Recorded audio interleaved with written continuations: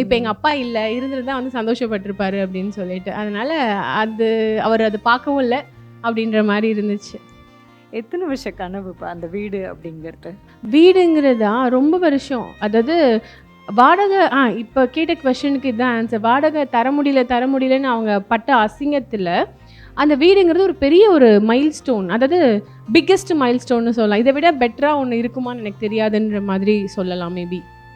எத்தனை வருஷத்துல நடந்தது அஷ்மிதாவால் அந்த கனவை நடத்த முடிஞ்சது?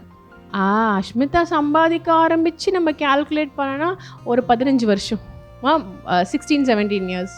அப்பாவை பற்றி பேசும்போது இப்போ அப்பா நேரில் வந்தாங்கன்னா என்னெல்லாம் சொல்லணும்னு தோணுது அஷ்மிதாக்கு? வீடு வாங்கிட்டேன், வீடை நான் பத்திரமா பார்த்துக்கிறேன், நான் அழுக்காகவும் பார்த்துக்கிறேன் அப்படின்லாம் சொல்லணும். நான் அதெல்லாம் அவருக்கு அந்த மாதிரி இதெல்லாம் பிடிக்கும். அந்த பொருள் மேலே ரொம்ப அவருக்கு வந்து லவ்.